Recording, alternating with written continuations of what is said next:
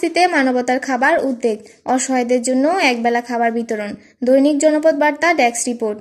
মানুষ মানুষের জন্য, জীবন জীবনের জন্য, এই মহান মানবিক আদর্শকে বুকে লালন করে শাহরাস্তি দোয়াবাঙ্গা আয়োজিত হলো একদিনের বিশেষ উদ্যোগ মানবতার খাবার।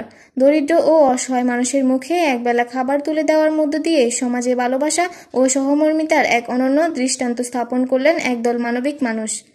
বাদ আসর দোয়াবাঙ্গায় জামে মসজিদের পাশে এই কর্মসূচি অনুষ্ঠিত হয়। আয়োজকরা সমাজের সুবিধাবঞ্চিত মানুষের একবেলা খাবার সরবরাহের মাধ্যমে তাদের পাশে দাঁড়ানোর প্রয়াস নেন।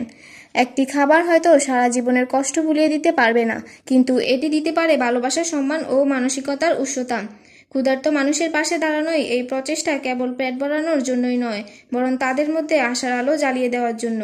এই মহতী উদ্যোগ সম্পর্কে আয়োজকদের অন্যতম মাহবুব হাসান বাবলু বলেন, আমরা বিশ্বাস করি একবেলা খাবার শুধু ক্ষুধার্তর পেটই ভরবে না, বরং সমাজের প্রতি তাদের বিশ্বাসও ফিরিয়ে আনবে। যদি আমরা সবাই একসঙ্গে এগিয়ে আসি, তাহলে এই সহায়তার হাত আরও প্রসারিত করা সম্ভব।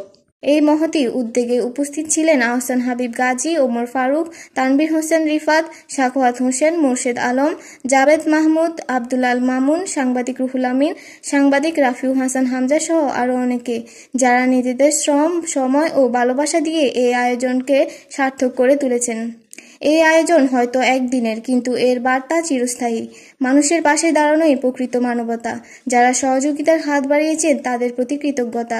আসুন এই মানবতার আলো আরও দূর পর্যন্ত ছড়িয়ে দেই, ভালোবাসা গড়ে তুলি আমাদের সমাজ।